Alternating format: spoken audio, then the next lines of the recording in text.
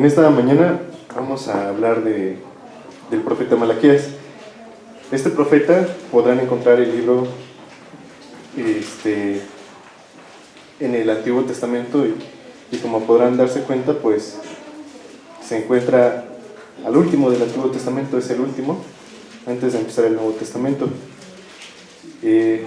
A grandes rasgos podemos decir que es un libro de 4 capítulos, pero veremos que en estos 4 capítulos hay muchas enseñanzas de las cuales vamos a hablar sobre este libro. Gloria a Dios. Entonces, muy bien, vamos a leer primero lo que es el capítulo 1, del 1 al 5, y después vamos a leer del capítulo 3, 1 y 2. Entonces empezamos con el 1 al 5. Dice así la palabra de Dios: en el nombre del Padre, del Hijo y del Espíritu Santo. Profecía de la palabra de Jehová contra Israel por medio de Malaquías. Yo os he amado, dice Jehová, y dijisteis: ¿en qué nos amasteis? ¿No era Esaú hermano de Jacob? Dice Jehová: y amé a Jacob, y a Esaú aborrecí, y convertí sus montes en desolación, y abandoné su heredad para los chacales del desierto. Cuando Edom dijere: nos hemos empobrecido, pero volveremos a edificar lo arruinado, así ha dicho Jehová de los ejércitos, ellos edificarán y yo destruiré, y les llamarán territorio de impiedad, y pueblo contra el cual Jehová está indignado para siempre. Y vuestros ojos lo verán, y diréis: sea Jehová engrandecido más allá de los límites de Israel. Como ustedes podrán ver, el título de este pasaje, seguramente la mayoría de nosotros la tenemos en la versión Reina Valera 1960, lleva por título este pasaje: Amor de Jehová por Jacob. Ahora leamos lo que dice el capítulo 3, versículos del 1 al 2. He aquí yo envío mi mensajero, el cual preparará el camino delante de mí, y vendrá súbitamente a su templo, el Señor a quien vosotros buscáis, y el ángel del pacto a quien deseáis vosotros. He aquí viene, ha dicho Jehová de los ejércitos. ¿Y quién podrá soportar el tiempo de su venida? ¿O quién podrá estar en pie cuando el hombre se manifieste? ¿O quién podrá estar en pie cuando Él se manifieste? Porque Él es como fuego purificador y como jabón de lavadores. Bueno, vamos a empezar a entrar a hablar sobre este libro de Malaquías. Les voy a compartir en el grupo unos videos que seguramente les ayudarán o nos ayudarán a comprender un poco más sobre el contexto de este libro.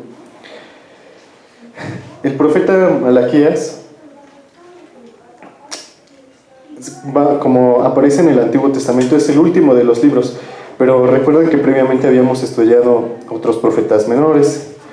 Entonces, haciendo como que una remembranza de los hechos que ocurrieron, vemos que la caída de Jerusalén ocurrió 586 años antes de Cristo. Fue en ese año, en el 586, cuando cayó Jerusalén. Y luego, lo curioso, para que vayamos como que haciéndolo un poquito más claro, los años desde el nacimiento de Jesucristo, desde su nacimiento se considera como el año 0. De ahí en adelante es 1, 2, 3 y hasta el que vamos es el que Dios nos ha permitido, es 2023 actualmente. Pero antes de Cristo, hacia todos los años que habían ocurrido antes, van a ir notando que la cuenta es como que al revés, ¿no? Empieza, por ejemplo, 1, 2, 3, es como si fuera un espejo, por decirlo así.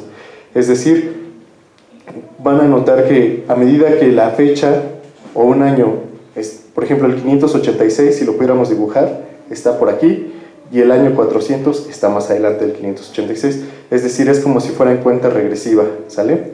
Entonces, la caída de Jerusalén ocurrió en el 586. Después, el regreso de los exiliados a Jerusalén ocurrió en el 538, es decir, más o menos unos 20 y tantos años después de que cayó Jerusalén. Fue el primer regreso de los exiliados a Jerusalén. Luego, los ministerios de Ageo y Zacarías ocurrieron en el año 520 y 480 a.C. Y en el año 516 a.C. es cuando se completó el templo. Entonces, regresaron Israel nuevamente pues, a su tierra, y ellos trabajaron en completar el templo, pero eso ocurrió en el año 516. Y una vez que ya estaba construido el templo, hubo un segundo retorno a Jerusalén por Esdras. Entonces, ahorita vamos a escuchar varios nombres de algunos personajes bíblicos que seguramente hemos leído. Entonces aquí ya hablamos, por ejemplo, de Ageo, Zacarías, pero también, por ejemplo, de Esdras. Y al hablar del segundo retorno, pues también hubo uno tercero, a Jerusalén bajo Nehemías. Y aquí viene algo curioso. Cuando hablamos de un personaje bíblico, lo interesante es que podamos ver como que todo el contexto o la serie de personajes que fueran contemporáneos a él, porque eso nos va a poder ayudar a comprender lo que la Biblia nos dice en otro de esos libros, donde a su vez había otros personajes que fueron contemporáneos a él. Trataré de decirlo en una analogía más o menos.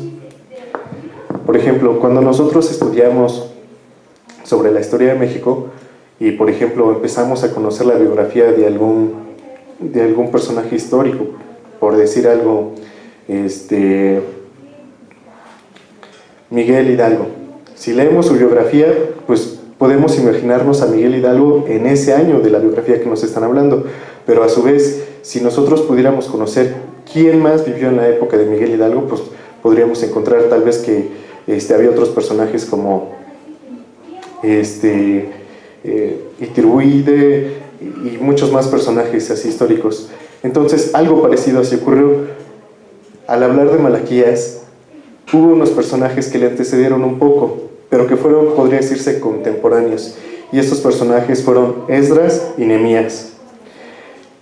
Si al hablar de Esdras y Nehemías, ellos dos tuvieron que ver mucho con lo que fue en la construcción del segundo templo, las murallas. Entonces, durante el tiempo que estuvo Esdras y Nehemías, ya estaba también ahí, un poquito después empezó el ministerio de Malaquías. Entonces, Malaquías pudo ver lo que también presenció Esdras y Nehemías, es decir, si vemos el libro de Esdras y Nehemías y todo lo que podamos aprender de ellos, Malaquías también pudo conocer acerca de lo que ellos hablaban. Y es aquí donde en estos 4 capítulos de Malaquías podremos encontrar similitudes e información que Esdras y Nehemías ya lo estaban hablando. Entonces, por eso es interesante que podamos como que imaginarnos ese año o esas décadas en las que vivió Malaquías, porque así nos darán una idea de qué era lo que vio Malaquías, pero que también vieron otros personajes bíblicos y que ahora vamos a ir armando como el rompecabezas. Esto fue lo que vio Esdras, esto fue lo que vio Malaquías, pero también esto fue lo que estuvo haciendo Nehemías. Entonces, con todo eso, así como que poniendo las piezas y los tiempos, nos ayudará a comprender un poquito más del por qué está este mensaje en este libro. Entonces, podríamos resumir el libro de Malaquías de la siguiente manera. El gran rey vendrá no solo a juzgar al pueblo infiel, sino también a bendecir y a restaurar a los fieles. Lo voy a leer una vez más. Podemos resumirlo así. El gran rey vendrá no solo a juzgar al pueblo infiel, sino también a bendecir y restaurar a los fieles. Entonces, ya podemos identificar a un personaje, el gran rey, Jesucristo. Dice que no solo vendrá a juzgar al pueblo infiel. Entonces vemos que este pueblo tiene un adjetivo y que lo denota la infidelidad. Pero dentro de este grupo de personas también hay personas que son fieles y que Dios las va a bendecir y a restaurar. Y de esto se trata de manera general, o es la idea que va a resumir estos 4 capítulos. Malaquías nos va a hablar de que hay un pueblo infiel, pero que también hay un grupo de personas que se ha mantenido y que las va a bendecir y a restaurar a esos fieles. Si ustedes le damos una ojeada al libro de Malaquías, van a ver que en el capítulo 1 hay 2 subtítulos, que dice Amor de Jehová por Jacob. El segundo dice Jehová reprende a los sacerdotes. Y en el capítulo 2 dice reprensión a la infidelidad de Israel. Entonces, ¿de qué pueblo vamos a hablar? De Israel. Y en ese mismo capítulo 2 hay otro subtítulo que dice el día del juicio se acerca. Y ya en el 3 se habla sobre el pago de los diezmos, la diferencia entre el justo y el malo. Y en el 4 cierra con el advenimiento del día de Jehová.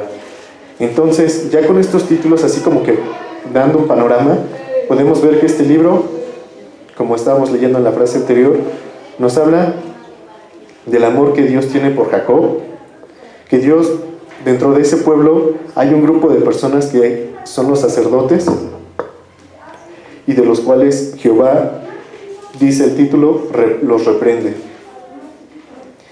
Y vemos más adelante que dentro de este mismo libro se habla de la reprensión de la infidelidad de Israel. Entonces vemos aquí una característica que nos habla de infidelidad. Y más adelante otra vez nos hablan del día del juicio, que está cerca. Pero recuerdan que hablamos de infidelidad. Y aquí valdría la pena analizar a qué se refiere con fidelidad o qué otra situación estaba viendo Malaquías en ese tiempo. Y una situación que estaba ocurriendo en el tiempo que vivía Malaquías era sobre los diezmos. Entonces aquí se va a tocar sobre el tema del diezmo. Y creo que hasta nuestras fechas es un tema controversial. Ahora, a veces también, no sé si han escuchado esa pregunta, y ahorita veremos cómo es que se expresaba el pueblo y lo que anotó aquí Malaquías sobre la diferencia entre el justo y el malo. ¿Quién es justo? ¿Quién es malo? Vamos a ver sus diferencias. Y también en el 4 se nos habla sobre el advenimiento del día de Jehová. Entonces ya con esto, ya más o menos podemos hacernos un bosquejo de qué trata el libro de Malaquías. Son 4 capítulos, pero que engloban muchas ideas. ¿Sale? Entonces, nuevamente, de hecho hay una versión, voy a irla citando y la voy a ir leyendo por aquí, y es acerca sobre el libro de Malaquías, pero en otra traducción, que es la traducción en lenguaje actual. Se las voy a ir leyendo también para que podamos usarla. Permítanme un momento.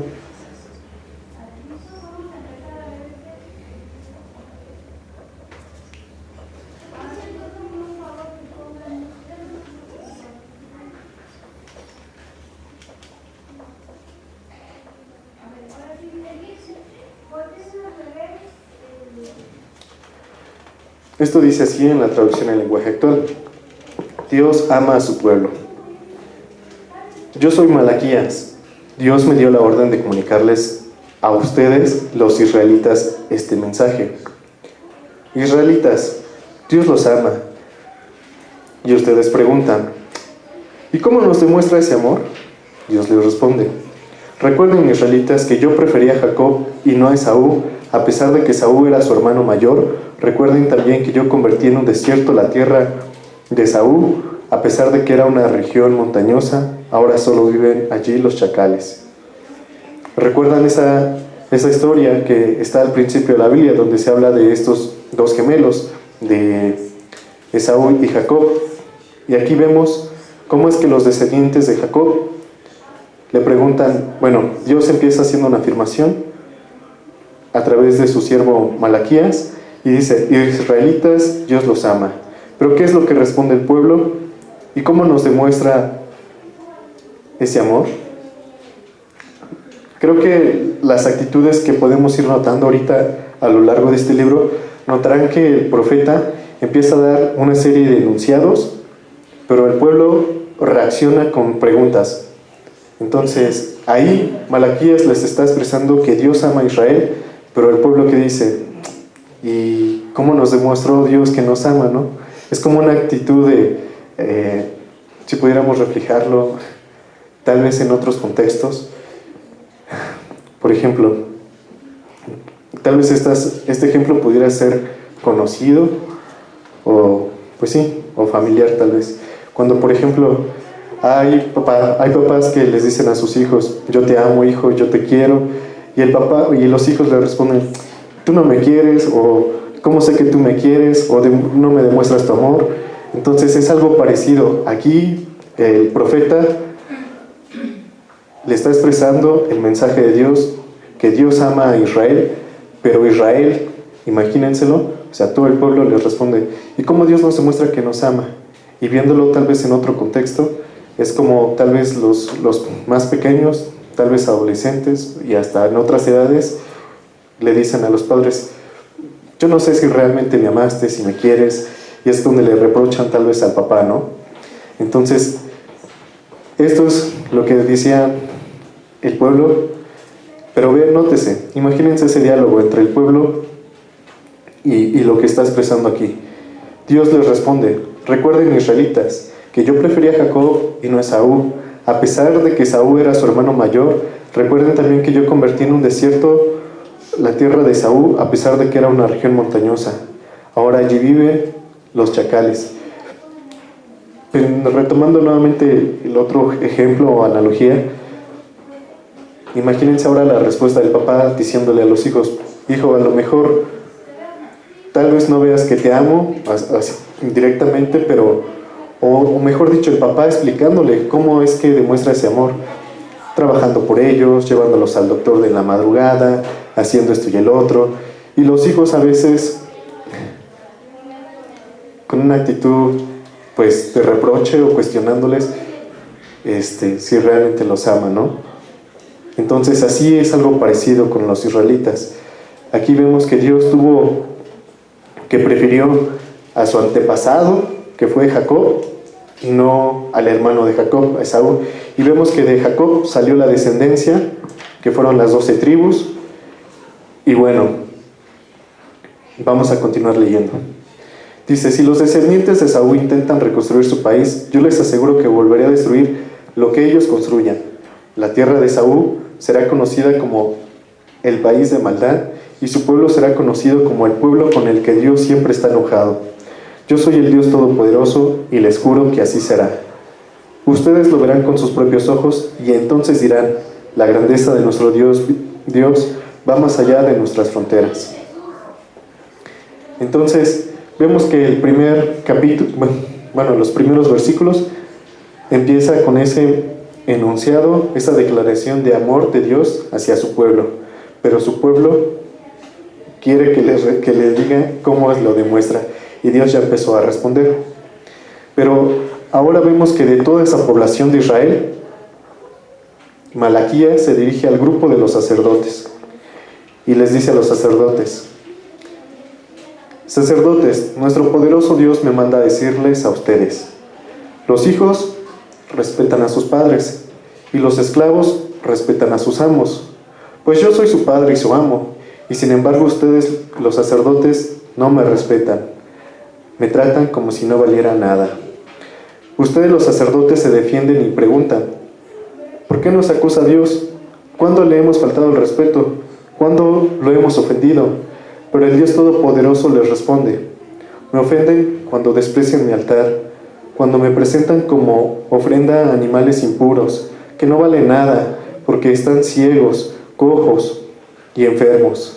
¿No creen que eso está mal? Si esos mismos animales se los ofrecieran a su gobernador, se ofendería y no los aceptaría. Y después de presentarme esa clase de ofrendas, ¿todavía esperan que yo los escuche y les tenga compasión? Pues yo soy el Dios Todopoderoso y quiero que les quede claro lo siguiente.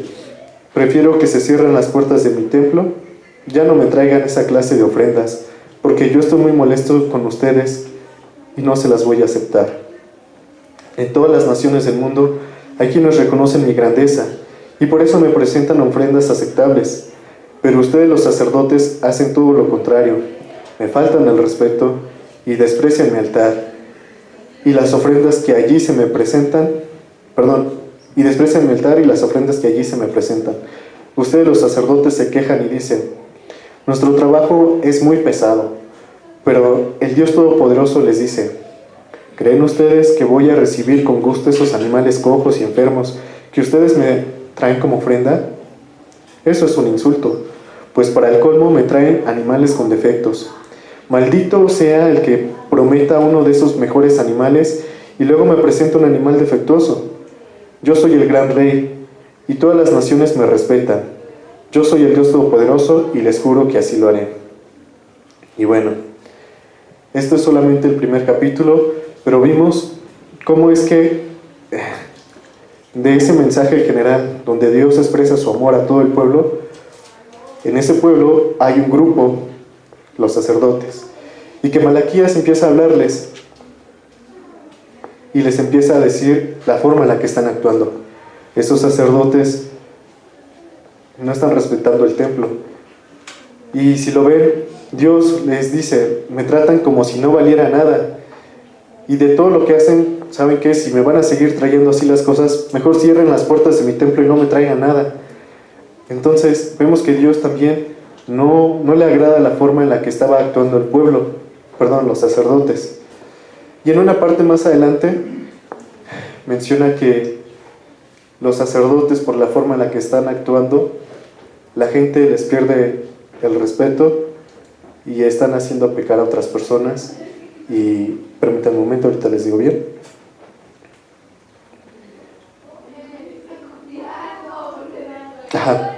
Han dejado de hacer el bien y con su mal ejemplo han hecho pecar a mucha gente y han desobedecido el pacto que hizo con Leví.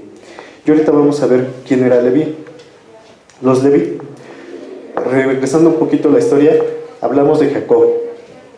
De Jacob, dentro de sus 12 tribus, o de sus 12 tribus, había una tribu llamada los levitas. Entonces de los levitas iba a ser la tribu como reservada o apartada para el servicio de Dios.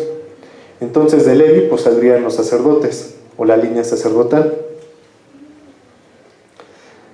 Sin embargo, vamos a ir viendo cómo es que Dios saca a este recuerdo, o mejor dicho, cita o recuerda a Levi sobre cómo es que fue su servicio y cómo es el servicio en ese momento. Entonces, ¿qué características podemos decir hasta el momento sobre los sacerdotes? Bueno, alguna de estas es que tratan a Dios como si no valiera nada. Que los sacerdotes le responden a Malaquías al mensaje que estaban recibiendo. Pero ¿por qué nos acusa Dios? ¿Cuándo le hemos faltado el respeto? ¿Cuándo lo hemos ofendido? Y vemos que ellos faltaban al respeto, despreciaban su altar y las ofrendas que allí presentaban. Vemos que los animales que sacrificaban pues no cumplían con los requisitos. Se quejaban ellos de su labor, y más adelante veremos que ellos habían dejado de hacer el bien, y con su mal ejemplo han hecho pecar a mucha gente y han desobedecido el pacto que hizo con Levi. Y vamos a ver que el pueblo los desprecia y les pierde el respeto. Y es porque no han obedecido ni tratan con justicia a todos por igual. Entonces, vamos a ir como que haciendo varios resúmenes.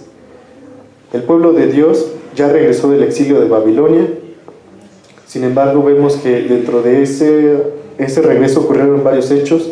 La construcción del templo no fue inmediatamente, tardaron varios años. Y para que se pudiera construir nuevamente ese templo, participaron varios personajes que están aquí en la Biblia, Esdras, Nehemías. Y vamos a ir viendo que su atención no estaba primeramente, el templo no fue la prioridad, sino que ocurrieron muchas cosas. Y vamos a ir notando que tal vez al regreso del pueblo había todavía varias actitudes, y que los sacerdotes que estuvieron en ese tiempo, después del regreso, vamos a ir viendo que ellos tenían actitudes que no le agradaban a Dios, que se quejaban y que su testimonio de ellos también hacía caer a otros y que no actuaban con justicia en el trato a todos por igual. Esto es solamente el primer capítulo. Vamos rápidamente con el 2.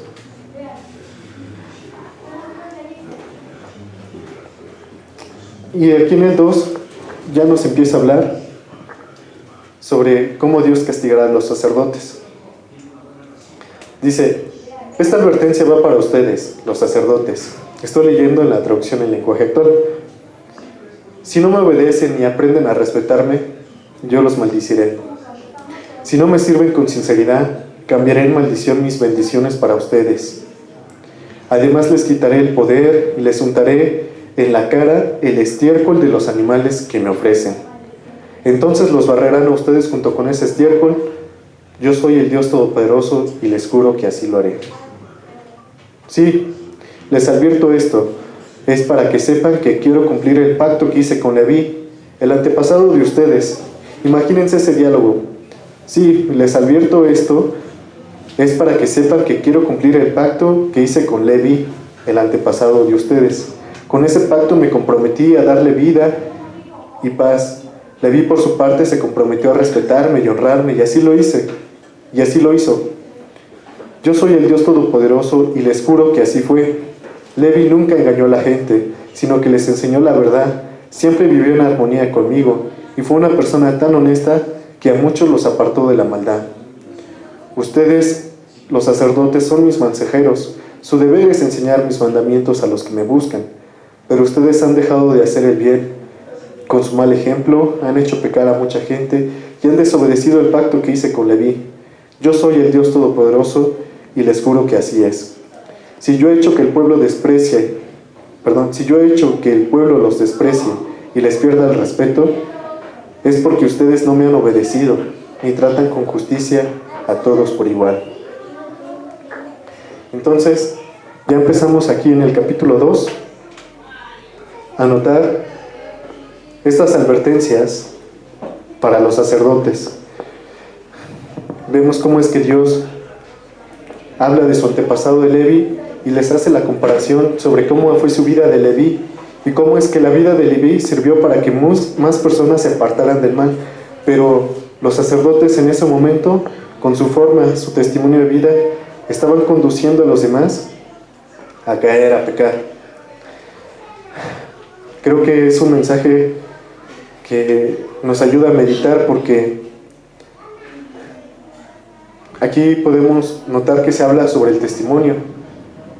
Y esto, si lo vemos en nuestros tiempos como cristianos, también influye la forma en la que nos comportamos ante los demás. O sea, no buscando llamar la atención, sino simplemente con nuestro actuar, podemos apartar a personas del mal, llamarlas, o sea, ser como esa luz donde pues hay personas que a lo mejor no conocen de Cristo, pero que por la forma en la que vivimos podemos atraer la mirada de ellos y ayudarlos a salir pues de esa oscuridad.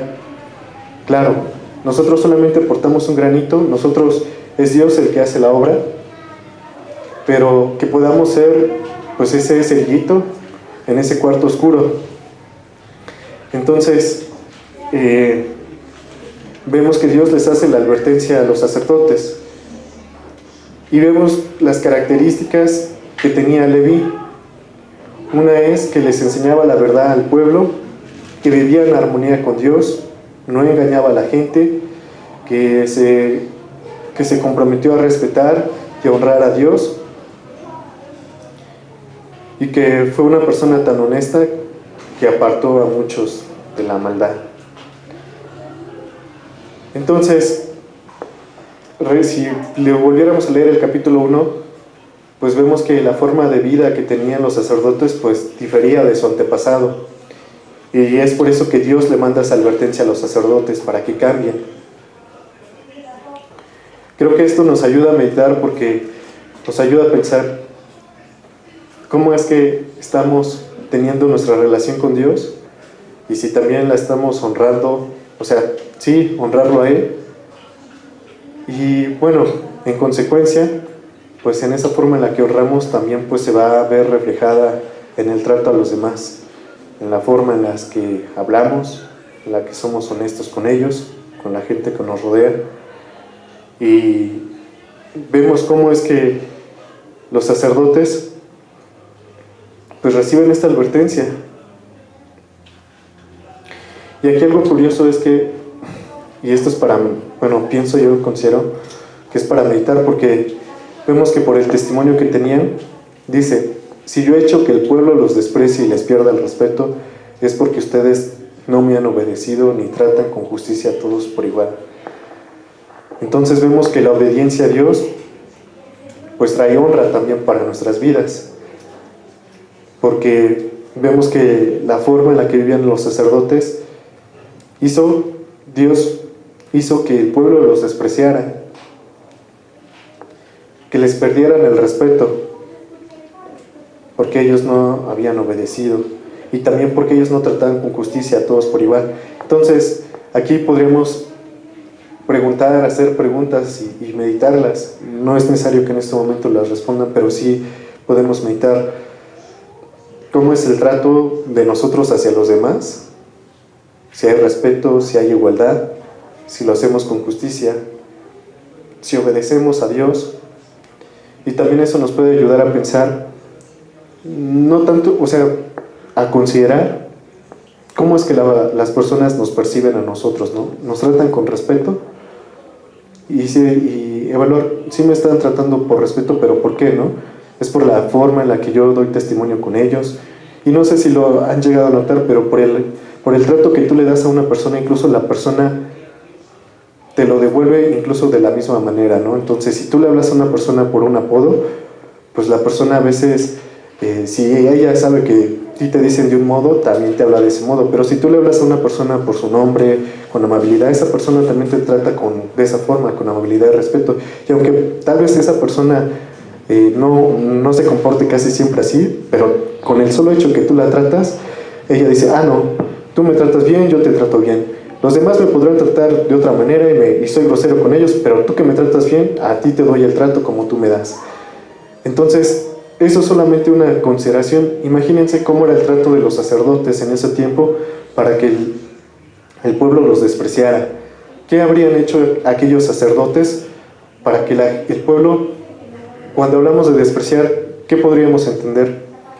Pues algo que tú ves y podría decirse: no le das el valor, no los tomas en cuenta. Entonces, creo que eso podemos meditar, que el testimonio que tenían estos sacerdotes, la forma en la que estaban haciendo las cosas, pues no le agradó a Dios, y Dios hizo que los despreciaran. Entonces, pidamos, o sea, meditemos en esto, y si es necesario hacer cambios, pidamos a Dios que nos ayude en estos aspectos. Aquí viene un punto que en el capítulo 2, desde los versículos 10, en la versión Reina Valera, la que tenemos la mayoría de nosotros, dice: ¿no tenemos todos un mismo Padre? ¿No nos ha creado un mismo Dios? ¿Por qué pues nos portamos deslealmente el uno contra el otro, profanando el pacto de nuestros padres? Prevaricó Judá, y en Israel y en Jerusalén se han cometido abominación, porque Judá ha profanado el santuario de Jehová que él amó, y se casó con hija de Dios extraño. Jehová cortará de las tiendas de Jacob al hombre que hiciere esto, al que vela y al que responde, y al que ofrece ofrenda a Jehová de los ejércitos.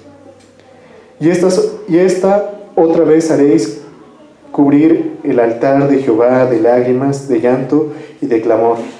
Así que no miraré más la ofrenda para aceptarla con gusto de vuestra mano. Mas diréis: ¿por qué? Porque Jehová ha atestiguado entre ti la mujer de tu juventud, contra la cual has sido desleal, siendo ella tu compañera y la mujer de tu pacto. ¿No hizo el uno, habiendo en él abundancia de espíritu? ¿Y por qué uno? Porque buscaba una descendencia para Dios. Guardaos pues en vuestro espíritu, y no seáis desleales para con la mujer de vuestra juventud, porque Jehová Dios de Israel ha dicho que él aborrece el repudio y el que cubre la iniquidad de su vestido, dijo Jehová de los ejércitos. Dijo Jehová de los ejércitos: guardaos pues en vuestro espíritu y no seáis desleales. Bueno, esto, permítanme ahora mostrarles otra versión. Yo, Malaquías, les digo: todos nosotros tenemos un mismo antepasado, y a todos nosotros nos creó un solo Dios. Si esto es así, ¿por qué nos engañamos los unos a los otros? ¿Por qué no cumplimos con el pacto que Dios hizo con nuestros antepasados? Todos en Judá y en Israel hemos sido infieles a Dios. Todos hemos hecho actos vergonzosos en Jerusalén, en el templo mismo que Dios tanto ama. Los hombres de Judá se casan con mujeres que adoran a otros dioses. Y todavía se preguntan: ¿por qué Dios ya no recibe con gusto sus ofrendas? Pues ahora que acabe Dios con quienes hacen eso. No importa que le traigan ofrendas y que llenen de lágrimas su altar, y que acabe también con quienes ven esto y no hacen nada para impedirlo. Dios ha visto lo que han hecho todos ustedes. Cuando eran jóvenes se casaron y se comprometieron a ser fieles a su esposa, pero no han cumplido su compromiso. Nuestro Dios nos creó para que fuéramos un solo cuerpo y un solo espíritu. Nos creó así para que fuéramos un pueblo consagrado a Él. Nuestro Dios odia a quienes son violentos y abandonan a su esposa. Por lo tanto, tengan cuidado y no le sean infieles a su esposa. Nuestro Dios ya está cansado de sus quejas, y lo cansan cuando dicen que Dios no es justo, porque ve con buenos ojos a los malvados. De aquí hay varias ideas. Una de ellas pues es que vemos que el pueblo de Israel tenía un mismo antepasado, pero toda esa descendencia que ha habido, pues vemos que el trato entre ellos, o entre el trato que ellos había, o lo que nos describe aquí es que hay engaños los unos para con los otros, y hacen la pregunta: ¿por qué no cumplimos con el pacto que hizo Dios con nuestros antepasados? Entonces vemos que esa familiaridad que hay entre ellos, pues podría decirse pasa a segundo plano, porque se engañan entre propia familia. Entonces, sí, todos sabemos que descendemos o tenemos un antepasado en común, pero eso no implica que te vaya a engañar, ¿no? o que me vaya a poner por encima de ti usando el engaño. Entonces, algo que también vemos en este pasaje es que dice: los hombres de Judá se casan con mujeres que adoran a otros dioses. Y todavía se preguntan por qué Dios ya no recibe con gusto sus ofrendas. Creo que aquí podríamos empezar a preguntar que aquellos hombres de los cuales nos describe Malaquías sabían cuando Dios, o se daban cuenta que Dios tomaba con gusto sus ofrendas, pero ellos, al haberse juntado con mujeres que no adoraban a Dios, a Jehová, pues ellos notaban que algo ocurría, y pues como que sus ofrendas pues ya no las tomaba con gusto Dios. Entonces vemos que, y creo que podremos analizar como que varias situaciones. Pensando un poquito en la situación, vemos que el pueblo regresó de estar varios años de Babilonia, décadas.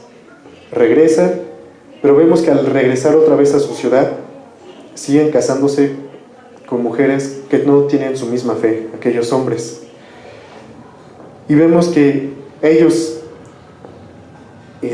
al querer ofrecer esas ofrendas a Dios, pues se dan cuenta que Dios no las toma con gusto. Y aquí vemos algo que nos dice: pues ahora que acabe Dios con quienes hacen eso, no importa que le traigan ofrendas y que llenen de lágrimas su altar. Creo que aquí la pregunta: ¿por qué llenaban de lágrimas su altar? Quizás aquí no tenemos todos los detalles que nos los describa la Biblia, de por qué llenaban de lágrimas su altar. Pudiéramos pensar: es porque Dios no está tomando con gusto esas ofrendas.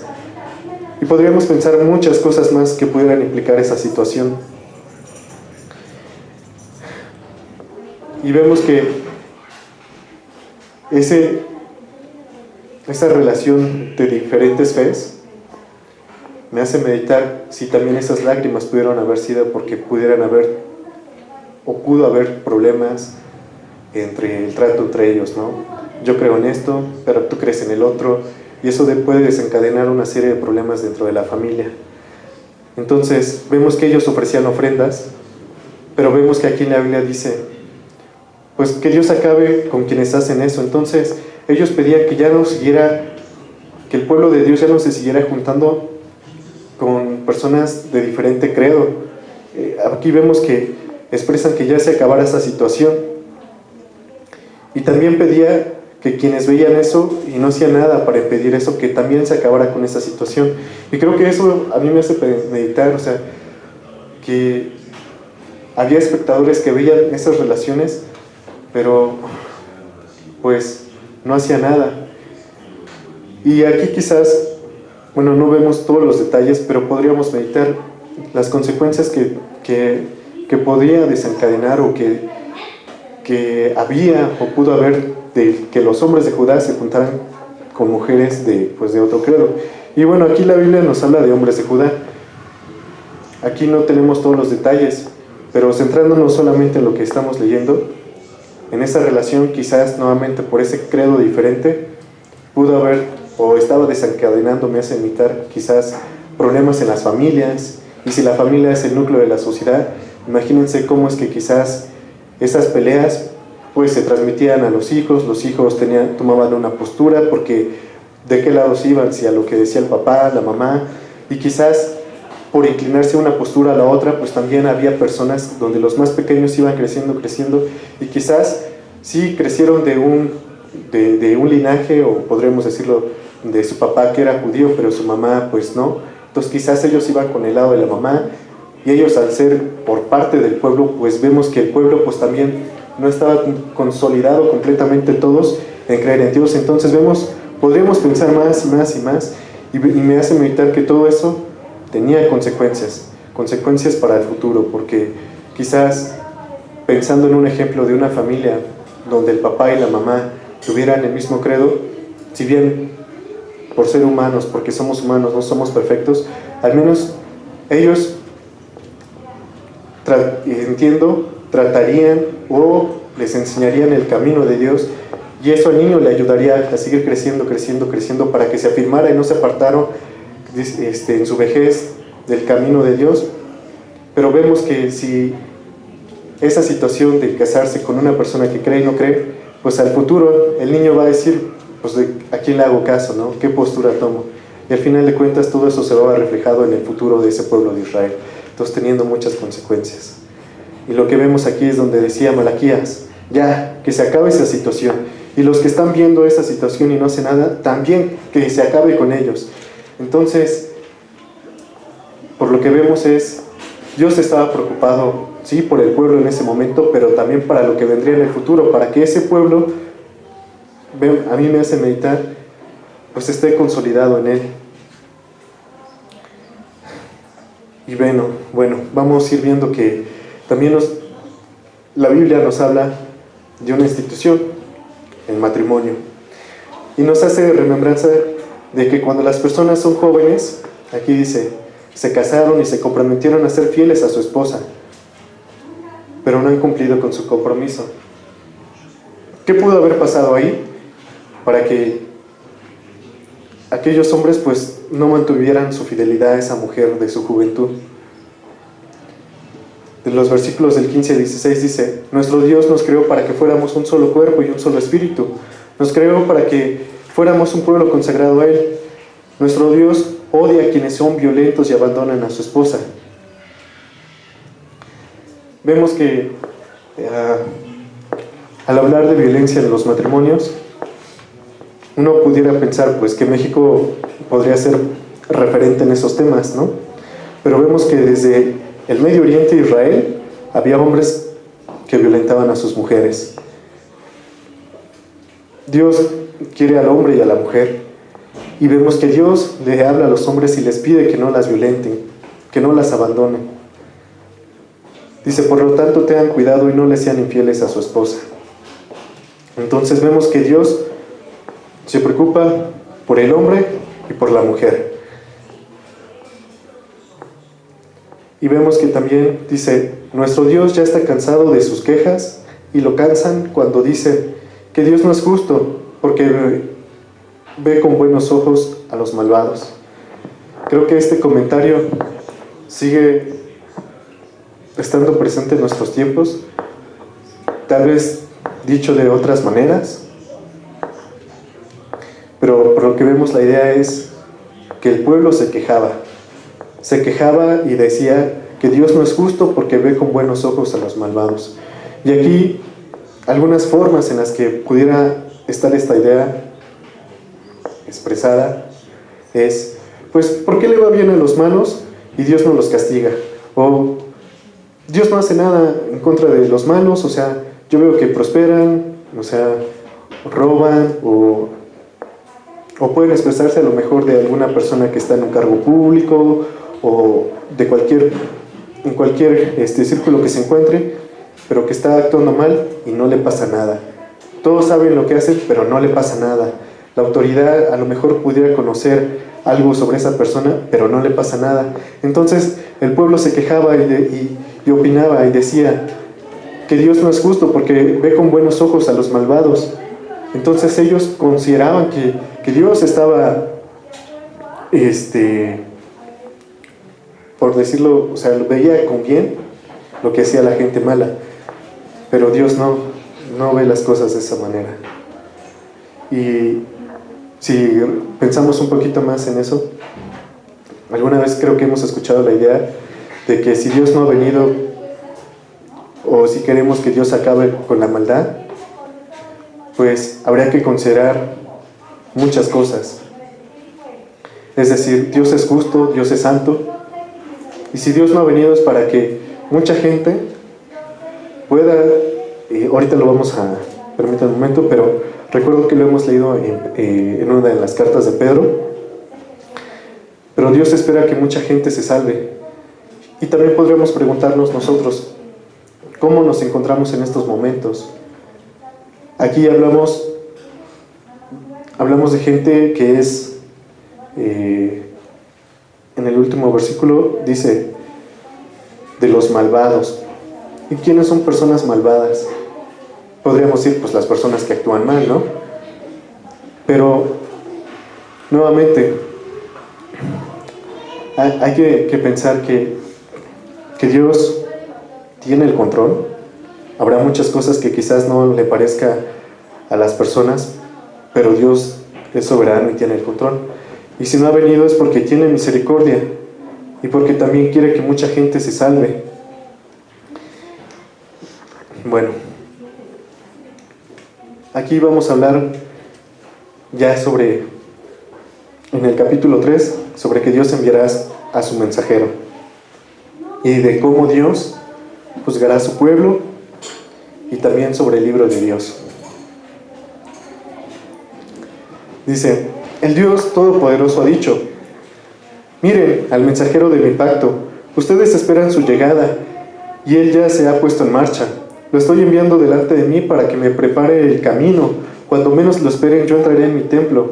Yo soy el Dios Todopoderoso a quien ustedes buscan. Mi mensajero ya viene, pero cuando llegue nadie va a poder resistir su presencia. Ese día nadie va a poder mantenerse en pie. Mi mensajero es como el fuego que purifica los metales, es como el jabón que limpia la mugre. Cuando llegue se sentará a borrar los pecados de los descendientes de Leví, como si purificara oro y plata en el fuego. Así ellos podrán presentar las ofrendas de la gente de Judá y de Jerusalén. Las presentarán como a mí me agrada, y yo las recibiré con alegría como antes las recibía. El Dios Todopoderoso ha dicho, voy a iniciar un juicio contra ustedes. Actuaré como testigo contra los que practican la brujería, contra los que son adúlteros, contra los que hacen juramentos falsos, contra los que explotan a sus trabajadores, contra los que abusan de las viudas y de los huérfanos, contra los que maltratan a los que no son israelitas y contra los que me faltan al respeto. Oigan, israelitas, si ustedes no han sido destruidos, es porque yo soy el Dios Todopoderoso y mi amor no cambia. En cambio ustedes, desde los días desde sus antepasados, siempre han desobedecido mis mandamientos. Pero si ustedes se arrepienten y vuelven a mí, yo también me volveré a ustedes. Yo soy el Dios Todopoderoso y les aseguro que así lo haré. Pero nótense qué es lo que dice. ¿Qué es lo que dice el pueblo? Lo escribe Malaquías aquí. Ustedes me preguntan, ¿y de qué tenemos que arrepentirnos? Yo les respondo, no es fácil que alguien me robe, sin embargo ustedes me han robado. Todavía se atreven a preguntarme, ¿y qué te hemos robado? Pues escúchenme bien, me han robado porque han dejado de darme el diezmo y las ofrendas. Todos ustedes como nación me han robado, por eso yo los maldigo a todos ustedes también como nación. Traigan a mi templo sus diezmos y échenlos en el cofre de las ofrendas, así no les faltará alimento. Pónganme a prueba con esto, verán que abriré las ventanas del cielo y les enviaré abundantes lluvias. Además, alejaré de sus campos las plagas de insectos que destruyen sus cosechas y sus viñedos. Tendrán entonces un país muy hermoso y todas las naciones los considerarán muy dichosos. Yo soy el Dios Todopoderoso y les juro que así lo haré. Pero ustedes hablan mal de mí y todavía preguntan, ¿y qué de malo hemos dicho? Pues esto es lo que han dicho. No vale la pena servir al Dios Todopoderoso. Aun si pecamos contra Él, no tiene caso que nos pongamos tristes, ni vale la pena obedecer sus mandamientos. Bien sabemos que los orgullosos viven felices y que a los malvados siempre les va bien. Nunca les pasa nada malo, ni siquiera cuando ofenden a Dios y lo ponen a prueba.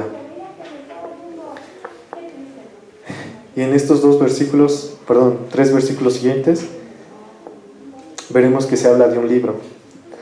Cuando los que adoran a Dios y lo respetan, oyeron lo que Dios dijo, hablaron entre sí.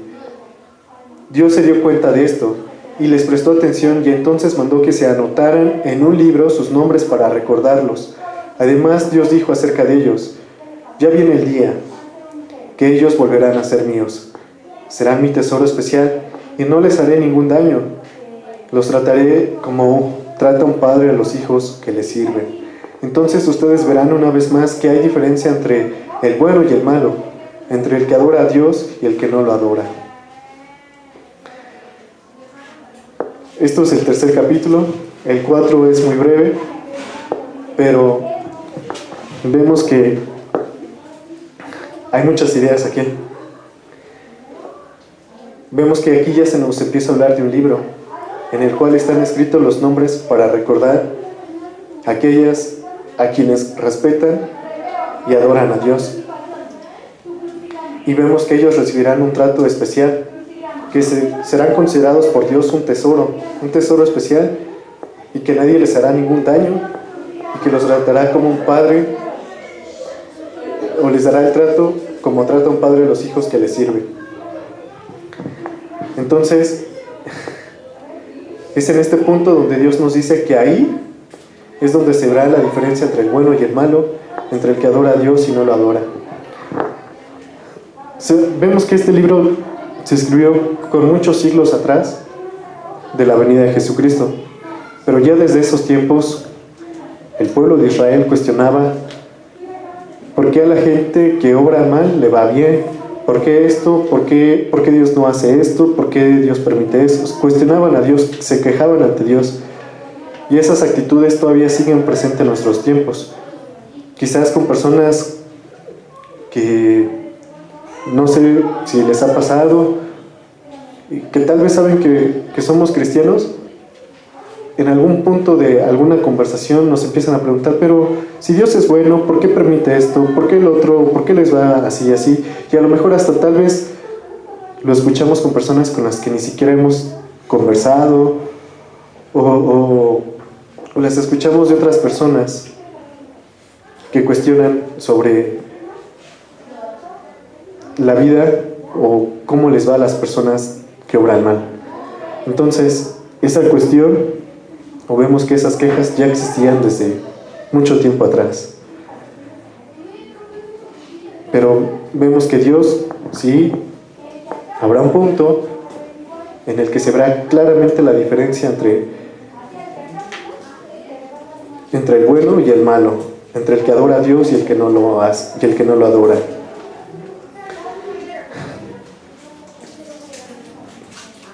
Y bueno, algo que me gustaría mencionar nuevamente aquí es que en el libro de Malaquías se va a ir notando la actitud del pueblo hacia Dios. Dios les dice una cosa, pero el pueblo le responde, le pregunta, ¿no? Y así como que te digo algo y me cuestionas. Entonces, en el 6 vemos que Dios les dice: si ustedes no han sido destruidos es porque yo soy el Dios Todopoderoso y mi amor no cambia. En cambio, ustedes desde los días de sus antepasados siempre han desobedecido mis mandamientos. Pero si ustedes se arrepienten y vuelven a mí, yo también me volveré a ustedes. Yo soy el Dios Todopoderoso y les aseguro que así lo haré. Y el pueblo dice: ¿y de qué tenemos que arrepentirnos? Yo les respondo: no es fácil que alguien me robe, sin embargo ustedes me han robado. Vaya, creo que no tenemos nada de que, bueno, la actitud que tenía el pueblo de Israel es muy posible que también ocurra en nuestros tiempos, en la iglesia y tal vez en otros contextos, ¿no? Pensando en la familia y hasta tal vez en otros círculos también, donde vemos que se muestra ese amor o caridad hacia nosotros, donde nos invitan a cambiar y todavía nosotros cuestionamos y, o sea, me dices que cambie, pero ¿qué tengo que cambiar si mi forma de vivir está bien? O sea, si yo no le hago tal vez ningún mal a nadie, yo no hago esto, o sea, ¿por qué me señalas o por qué me acusas, no? Y eso lo podríamos incluso notar también en situaciones cuando, si lo meditamos, por ejemplo, cuando se comparte el evangelio a alguien, puede haber posturas de personas donde ellos consideran que su estilo de vivir pues está bien porque no le hace ningún daño a nadie y se les comparte el mensaje y las buenas noticias, pero ellos se preguntan: ¿y por qué? O sea, ¿por qué tendría que arrepentirme? O sea, ¿le hago un mal a alguien? Y vemos que Dios murió por nosotros, que el único camino que lleva a Dios es Jesucristo, que en ese tiempo en el que este libro se escribió, que cuando Malaquías lo escribió, pues vemos que Malaquías les decía al pueblo que se arrepintiera, que cambiara, que Dios les decía que si aún no han sido destruidos es porque Él es todopoderoso y porque su amor no cambia, y que Él espera que se arrepientan, que se vuelvan a Él, y que Dios se volverá a ellos. Y todavía les dice que les asegura que eso hará. Pero vemos que el pueblo, conociendo a Dios, le decía: ¿y de qué tenemos que arrepentirnos? Si ustedes ven previamente, del 6, Dios habla de que Él va a actuar como testigo contra muchas personas que tenían muchas o practicaban muchas cosas: brujería, adulterio, juramentos falsos, que explotaban a gente, a sus trabajadores, que abusaban de las viudas y de los huérfanos. Y vemos que el pueblo más adelante dice: ¿y de qué tenemos que arrepentirnos? ¿No? O sea, como que estoy haciendo eso y dices que me tengo que arrepentir. Creo que vale la pena meditar en todo eso. Y ya para ir cerrando, en el último capítulo, el 4, dice que Dios juzga a su pueblo. Dice: ya está cerca, Dios dice, ya está cerca el día en que los orgullosos y malvados arderán como la paja y se quemarán por completo a causa de mi enojo. Yo soy el Dios Todopoderoso y les juro que así será. Para ustedes, aquí quiero que vamos a leerlo en la Reina Valera para que se note un poco más. En el versículo 1 del capítulo 4 dice: porque aquí viene el día ardiente como un horno, y todos los soberbios y todos los que hacen maldad serán estopa. Aquel día que vendrá los abrazará, ha dicho Jehová de los ejércitos, y no les dejará ni raíz ni rama. Y vamos a no tener como que la idea, se está hablando de las personas que hacen maldad, y en el 2 vamos a ver de quién habla. Mas a vosotros, los que teméis mi nombre, nacerá el sol de justicia, y en sus alas traerá salvación, y saldréis y saltaréis como becerros de la manada. Hollaréis a los malos, los cuales serán ceniza bajo las plantas de vuestros pies, en el día en que yo actúe, ha dicho Jehová de los ejércitos. Acordaos de la ley de Moisés, mi siervo, al cual encargué en Horeb ordenanzas y leyes para todo Israel. De aquí yo os envío el profeta Elías, antes que venga el día de Jehová, grande y terrible. Él hará volver el corazón de los padres hacia los hijos, y el corazón de los hijos hacia los padres, no sea que yo venga y hiera la tierra con maldición. En los versículos 1, comparado, vamos a así como que encerrar, versículo 1 contra versículo 2 y 3. Vemos que ahí se nos describe un grupo o dos grupos, las personas que hacen maldad y el otro de las personas que temen al nombre de Dios. Y vemos qué es lo que las consecuencias o lo que ocurrirá en cada uno de los grupos. En el primero, los que hacen maldad dice que serán abrazados,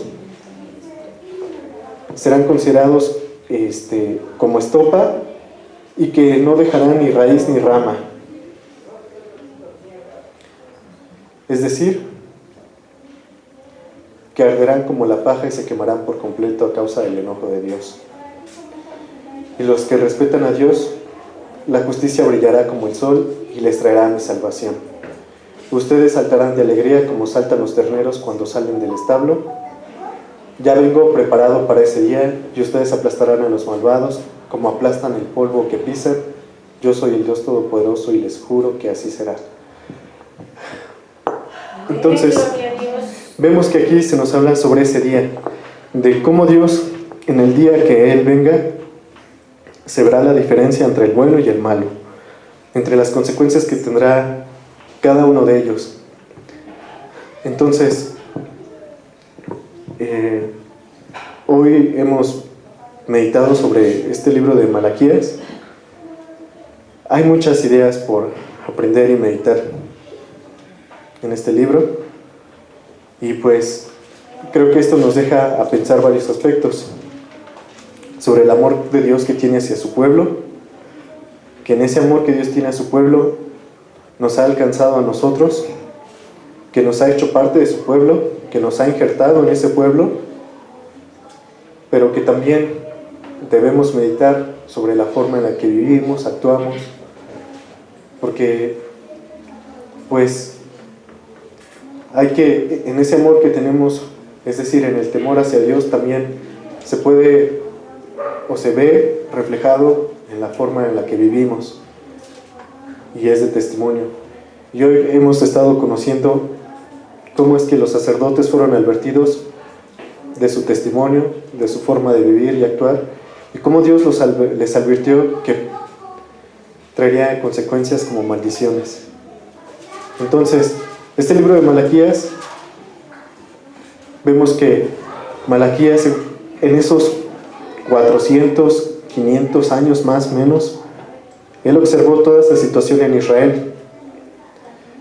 Hoy, gracias a Dios, tenemos su palabra, y hoy este libro nos ayuda también a meditar de lo que vio Malaquías y a ayudarnos a meditar sobre los hechos que ocurren para nosotros, es decir, en nuestro tiempo, y de lo que hay presente. Entonces, este libro de Malaquías también nos ayuda a mirar con ojos, podría decirse, clínicos, lo que pasa en nuestros tiempos, que también esas cuestiones que se le hacen a Dios nos hacen meditar si en la iglesia también está ocurriendo, si nosotros le estamos cuestionando algo a Dios sobre por qué ciertas personas tienen esto, tienen aquello, les va así, les va de la otra forma.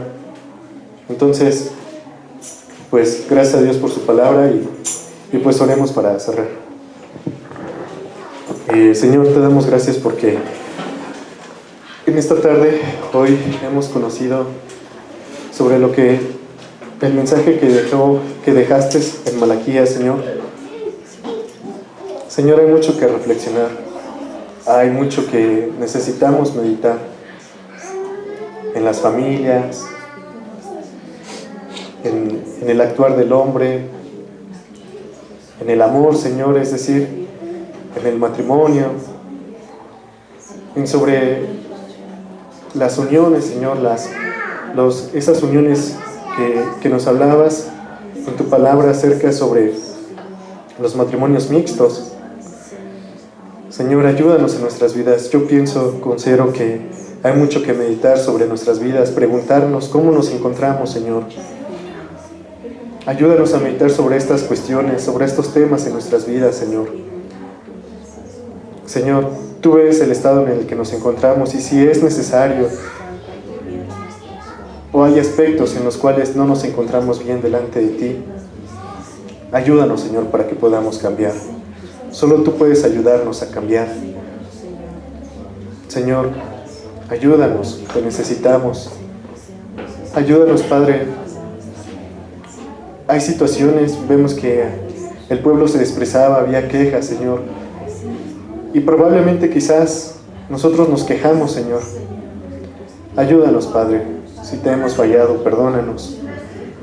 Ten misericordia de cada uno de nosotros, Señor. Ayúdanos en nuestras vidas. Apiádate de cada uno de nosotros, Señor. Y nuevamente, Señor, si es necesario cambiar algo, si hay algo que no está bien en nuestras vidas, ayúdanos a poder cambiar. En este libro nos habla sobre el arrepentimiento, Señor, que volvamos a ti. Ayúdanos, Padre. Pero también ayúdanos, Señor, porque si quizás estamos tomando actitudes como la que tomaba el pueblo en esos momentos, donde te preguntaban y te cuestionaban, o sea, de qué había que arrepentirse. Señor, ayúdanos si tal vez estamos cayendo en esas actitudes, Señor. Ten piedad y misericordia de nosotros. Ayúdanos, Señor. Dios mío, te damos gracias por tu palabra, Padre. Y pues te pedimos que nos ayudes. Señor, todo esto te lo pedimos y rogamos en el nombre de nuestro Señor Jesucristo.